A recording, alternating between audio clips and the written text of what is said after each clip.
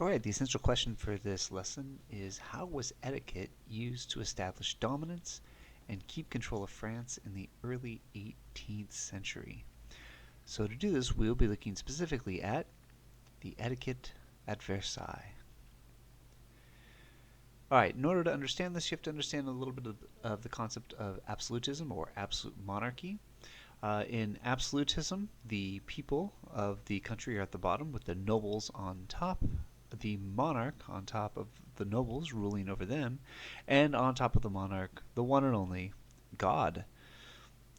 This is connected to the divine right of kings, that all kings have a right to rule their people, not given to them by the people or the nobility, but by God himself. That God has chosen this family, this king, to rule over the people, and therefore the king answers to no one but God himself. The leader is the state. If the leader gets sick, the state is considered sick. If the leader wants to go to war, the state goes to war. If the leader is poor, the state is poor. As the leader is, so is the state. That is the thinking in absolutism. The leader their job is to secure obedience of the people, to control the economy, and to protect their territory, and in many cases even expand that territory. So this is a common theme you'll see with all absolute monarchs, that they are very controlling. They have complete absolute power over the country. Not quite like totalitarianism today, but there are some similarities there. They control the economy, so they're making economic policy, not just relying on the economy to take care of itself or on the wealthy to take care of it. They are raising large armies to protect the territory, and they're using that large army to expand. And when people challenge that maybe somebody else should be, well, at least sharing the power, the monarchs can always turn to the divine right of kings to justify and legitimize their rule. Louis XIV of France, the Sun King himself, he is considered to be the quintessential example of one of these absolute monarchs. L'état c'est moi. The state is me. So here you can see that idea that the leader is the state. How is France? Well, how is Louis? That that is the question. You can see here in this image, he is the projection of strength, but also elegance. He is bringing out all that is the wonder of France at the time. Louis is known for a few things. One of those things is raising taxes. Louis put enormous pressure and burden on his people, raising taxes in order to fund this extravagant lifestyle that you're looking at here in the image, and also to fund many wars, many wars. He was chronically at war, winning some, losing many, and in the end it's these wars that will eventually be his downfall. But he is known for being one of the largest patron of the arts, and many of uh, the grand creations you see from his time period are funded by Louis and his taste for art and high culture. And one thing that Louis is going to create, specifically in his home at Versailles, is this etiquette as power. Louis is going to establish himself as the king, and that everyone must bow to him. So let's go to this little house of his that he calls Versailles, one of the greatest home court advantages in the world.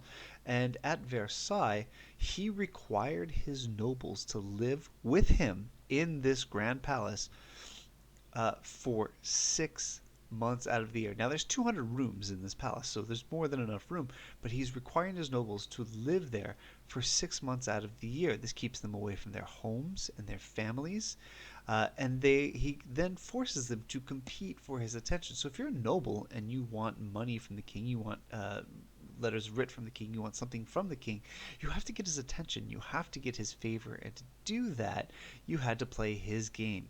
You had to compete in these complicated etiquette rituals, and the better you did, the more access you got, and the worse you did, well, he had a way of dealing with you, because in this game, proximity is power. If you can be there in the most intimate moments of the king, when it's just you and him, you can ask him anything you want.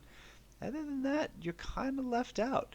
In fact, the Duke of Saint-Simon, who wrote about the life and etiquette of Louis at Versailles, said he looked to the right and to the left, not only upon rising, but upon going to bed, at his meals, in passing through his apartments or his gardens, he marked well all absentees from the court, found out the reason for their absence, and never lost an opportunity of acting toward them as the occasion might seem to justify. When their names were in any way mentioned, "I do not know them," the king would reply haughtily. So you can see here Louis is forcing these nobles to play his game, keeping them under his thumb, and when they don't get access to the king. So one of these ceremonies in which Louis is known for granting access is the lever, the waking, when he would he would pull back the curtain on him at bed, and you can see around his bed here this sort of white gilded balustrade. There were probably more than 100 people in the room when he would open the door, but only one person gets to help him get dressed. Only one person gets to help him put his shoes on, and this competition, they would compete for the right to dress the king, because that proximity to the king meant access to the king. And it was determined mostly by seniority and prestige. First by blood. If you were of a blood relation, you would have closer access. And then family. Perhaps you were family but not by blood, then you could, if the blood family member was not in the room, then you would get promoted. And then, of course, by title.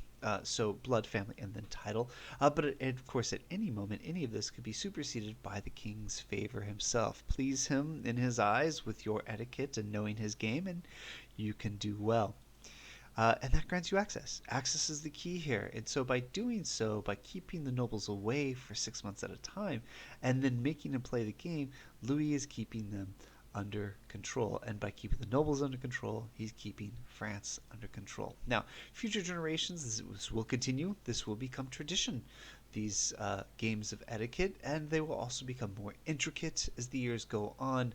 Louis XV adding even more to it, and of course they'll become more restrictive as well, because all these things take time, and if the nobles are away from their homes, that means they're also away from their people and the problems they're creating. So of course, all this is going to come to an end, screeching in with the revolution. But in the meantime, it's going to be very powerful. Now, you're going to go to the next slide, and I want you to watch the clip and answer the questions there. And you can see by the time it gets to the last of the queens of France, Marie Antoinette, you can see sort of how intricate and a little bit ridiculous this becomes.